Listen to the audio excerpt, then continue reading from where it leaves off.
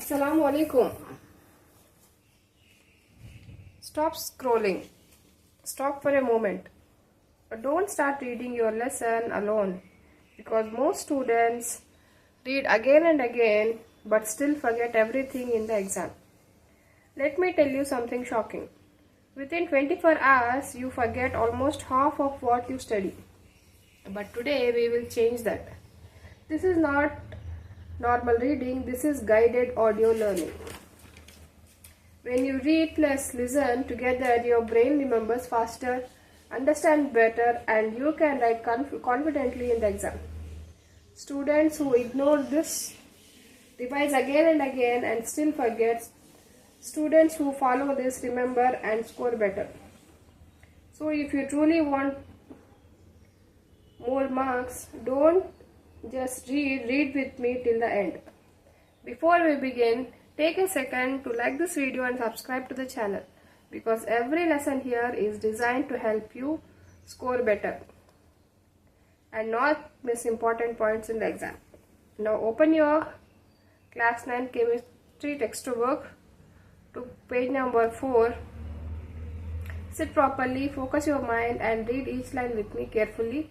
Don't skip, don't rush, just follow along. Bismillah, let's begin. This is the continuation of the previous video. You can go to that video and you can follow that. The valency of an element or of a radical is the number of hydrogen atoms that will combine with or displace one atom of that element or radical. Modern definition of valency: the number of electrons that an atom can lose, gain or share during a chemical reaction is called valency. An atom contains electrons, protons and neutrons. Each electron has 1 unit negative charge and each proton has 1 unit positive charge. Neutron has no electric charge and it is neutral. Every atom normally contains an equal number of electrons and protons, which balance the charge in the atom and make an atom electrically neutral.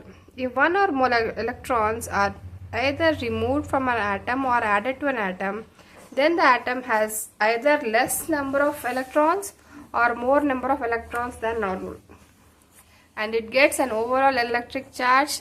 The atom then becomes an ion. An ion is a positively or negatively charged atom or group of atoms which is formed by loss or gain of electrons by an atom or group of atoms. The loss or gain of electrons in an atom depends upon electrons in the outermost shell, also known as the valence shell. Electrons in the outermost shell of the atom are known as valence electrons. To attain stability, atoms have to have 8 electrons, attain octet, in their outermost shell except hydrogen, which contains stability with 2 electrons.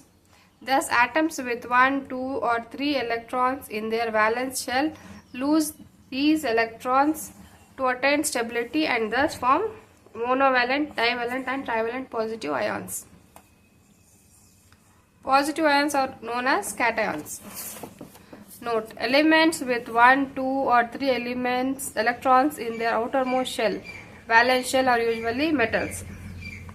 Out of the elements that have 4 electrons in the outermost orbit, carbon is a non-metal, silicon, germanium are metalloids and the rest are metals. Elements with 5, 6 or 7 electrons in their outermost shell are normally non-metals.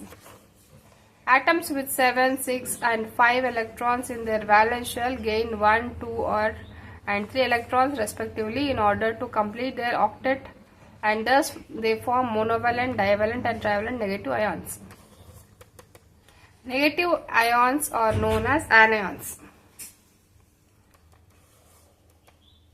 Valence of elements. Depending on their valency, elements may be monovalent, divalent, trivalent or tetravalent. Monovalent elements have a valency of 1, meaning they can form one covalent or ionic bond and lose or gain 1 electron. Examples include hydrogen, lithium, sodium, potassium, chlorine and fluorine. Divalent elements have a valency of 2 and can lose or gain 2 electrons. Examples include magnesium, calcium, iron, and oxygen. Trivalent elements have a valency of 3 common. Examples are boron, aluminium, nitrogen, and phosphorus. Tetravalent elements have a valency of 4, meaning they possess 4 electrons in their outermost shell and can form 4 covalent bonds. Examples include carbon, silicon, germanium, tin, and lead. Variable valency. Certain elements exhibit more than one valency, that is, they show variable valency. For example, iron shows valency of 2 and 3 and forms compounds like FeCl2 iron chloride and FeCl3 iron this one. Reasons for variable valency. An atom of an element can sometimes lose more electrons that are present in their valence shell. That is, there is a loss of electrons from the penultimate next to outermost shell too. Therefore, such an element is said to exhibit variable valency. If an element exhibits 2 different positive valencies, then the use the suffix as for the lower valency and the suffix ik for the higher valency. Modern chemists use Roman numerals in place of these trivial names. For example, SnCl2, that is stannous chloride, is written as tin chloride, and SnCl4, stannic chloride, is written as tin 4 chloride. This is known as stock notation. Non-metals like nitrogen, phosphorus, and sulfur also show variable valency. Nitrogen and phosphorus exhibit valencies of 3 and 5, while sulfur exhibits valency of 2, 4, and 6. Formula. Atoms of elements combine to form molecules, so it is possible to represent the molecules in terms of symbols of their constituent atoms. The symbolic representation of a molecule is known as a formula or molecular formula. A molecular formula, also known as chemical formula, employs symbols to denote the molecule of an element or a compound. A molecule of an element may contain one or more atoms of it. For example, a molecule of elements hydrogen, oxygen, nitrogen, chloride, chlorine, bromine, and iodine contain 2 atoms and are written as H2O2, N2Cl2, Br2, and I2 respectively. In case of a compound, the molecule containing different atoms united in a certain fixed ratio is represented by placing symbols of the elements written in subscript. Thus, NH4Cl represents one molecule of ammonium chloride containing 1 atom of nitrogen, 4 atoms of hydrogen, and 1 of chlorine. Na2CO3 denotes one molecule of sodium carbonate which contains 2 atoms of sodium, 1 atom of carbon, and 3 atoms of oxygen. 2H2O represents 2 molecules of water, that is dihydrogen oxide. Each molecule contains 2 atoms of hydrogen and 1 atom of oxygen. Thus, by looking at a formula, we understand the ratio in which different atoms are united to form the molecule. Significance of molecular formula. The molecular formula of a compound has quantitative significance.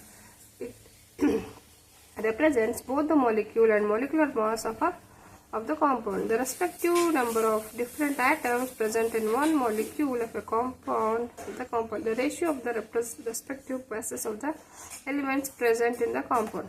For example, the formula CO2 means that the molecular formula of carbon dioxide is CO2.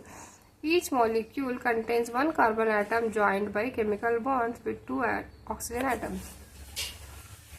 The molecular mass of carbon dioxide is 44, as the atomic mass of carbon is 12 and that of oxygen is 16.